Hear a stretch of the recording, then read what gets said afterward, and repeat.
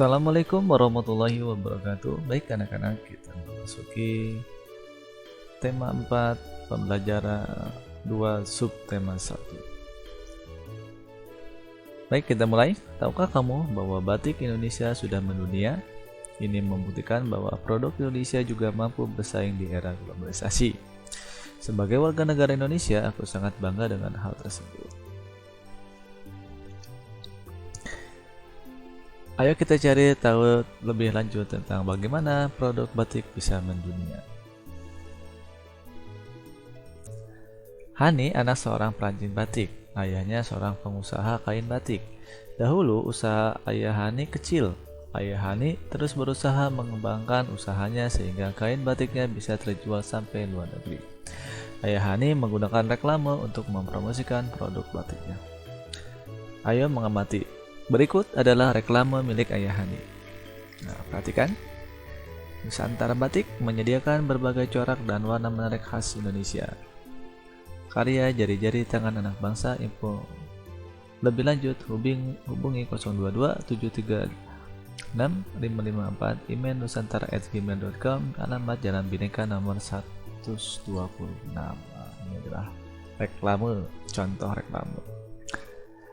Oke, tugas kamu yang pertama. Tulislah hal yang kamu ingin ketahui lebih lanjut tentang iklan dalam bentuk pertanyaan. Jadi kamu membuat sebuah pertanyaan mengenai iklan, ya, hal-hal yang berhubungan dengan iklan yang belum kamu ketahui. Buat pertanyaan. Oke, itu adalah tugas kamu yang pertama. Oke, lanjut. Nah, ini untuk tugas kamu yang kedua. Apa itu reklame? Coba kamu kelompokkan gambar-gambar berikut, mana yang termasuk reklame dan mana yang bukan. Nah, perhatikan ya. Gambar 1, 2, dan 3. Nah, tugas kamu yang kedua. Menurutmu apa itu reklame? Pertanyaan yang pertama. Apa tujuan dari reklame? Pertanyaan yang kedua. Pertanyaan ketiga, apa saja jenis-jenis reklame? Pertanyaan terakhir, apa ciri-ciri reklame yang baik? Nah, 4 pertanyaan yang kamu harus jawab di tugas yang kedua. Baik, reklame digunakan untuk menginformasikan, mengajak, menganjurkan, dan menawarkan produk. Reklame dibuat menarik sehingga pembaca ingin mengikuti anjuran atau membeli barang yang ditawarkan. Ada berbagai jenis reklame, diantaranya poster, iklan, plakat, spanduk, selebaran, baliho, booklet, dan lain-lain. Reklame ada yang bersifat komersial dan non-komersial. Komersial digunakan oleh pedagang untuk menawarkan barang atau produknya. Sedangkan non-komersial digunakan untuk mengajak masyarakat untuk melakukan suatu hal, misalnya hidup bersih, hemat energi, dan lain-lain. Reklame harusnya menarik. Hal-hal yang harus diperhatikan dalam membuatnya ada sebagai berikut. 1. Slogan jelas dan mudah dimengerti. 2. Bahasa baik dan menarik dan dengan ukuran huruf yang sesuai. Ketiga, ilustrasi menarik dan mudah diingat. Keempat, tata letak gambar dan tulisan baik. Baik, tugas yang ketiga untuk kamu. Amati di sekitarmu. Tulislah reklame yang pernah kamu temui. Berilah pendapatmu apakah reklame tersebut sudah dikatakan baik. Oke, kamu cari 3 reklame yang ada di sekitar rumah kamu, di lingkungan kamu. Reklamenya apa saja ya, bisa berupa baliho, poster, spanduk, atau apa saja.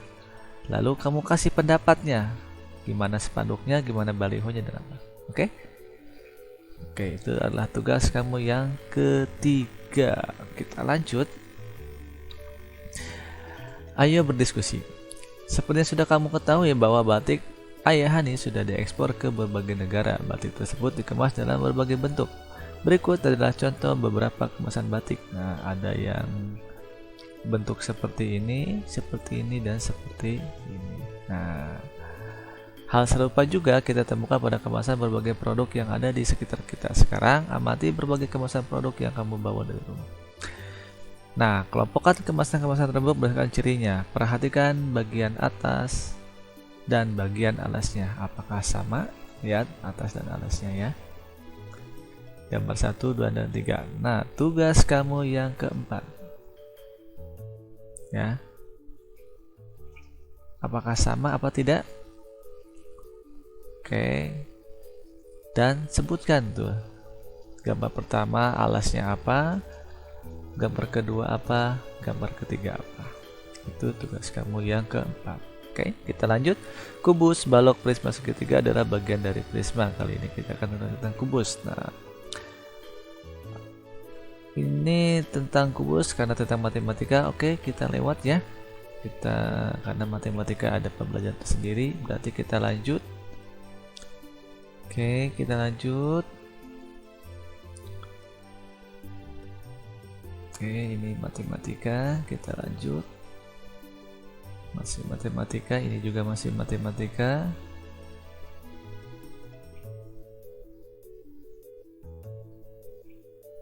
Oke, ini dia. Bacalah cerita berikut. Sahabat tak terpisahkan. Hani dan Dwi telah berteman lama sekali. Sejak belum sekolah, mereka sering menghabiskan waktu di sore hari untuk bermain bersama. Semua tahu bahwa Hani dan Dwi tak terpisahkan. Persahabatan mereka telah terjalin erat sampai kini mereka tetap duduk di kelas 6 di sekolah yang sama. Dulu banyak teman yang meragukan bahwa persahabatan Hani dan Dwi akan bertahan lama karena latar belakang keluarga mereka yang jauh berbeda.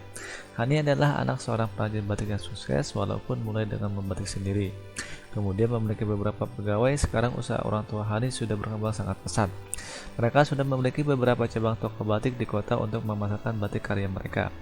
Pegawainya juga semakin banyak, sementara Dwi adalah anak seorang penjual kue yang sederhana. Ketika kecil dulu, tiap sore Dwi ikut ibunya menjajakan kue kepada para pekerja di pendopo batik milik orang tua Hani. Di sanalah Hani berkenalan dengan Dwi. Waktu kecil dulu, mereka sangat menikmati saat-saat itu. Namanya anak-anak, perbedaan latar belakang pun tak dirisaukan. Permainan mereka tetap saja asyik, petak umpet, petak jongkok, rumah-rumahan, atau masak-masakan. Tetapi yang membuat persahabatan mereka bertahan lama adalah sikap Hani dan Dwi yang saling menghargai satu sama lain. Hani tidak pernah menganggap dirinya berbeda dengan Dwi. Bukan hanya Dwi yang bermain ke pendopo batik Hani, tetapi Hani pun tak sungkan bermain ke rumah sederhana milik keluarga Dwi. Ia malah menikmati makan siang atau makan jajanan sore di rumah Dwi. Memang ibu Dwi pandai memasak, namanya juga penjajah kue. Masih pandai juga membuat aneka masakan. Hani justru senang dengan kedekatan dan kesederhanaan suasana di keluarga Dwi. Acara makan bersama yang selalu ramai penuh cerita, kadang karena semua hadir dengan kisah masing-masing. Sebaliknya, ketika Dwi bermain ke rumah Hani, tidak rasanya minder sedikit pun. Ayah dan ibu Hani tidak pernah juga memperlakukan Dwi super istimewa karena Dwi anak penjajah kue.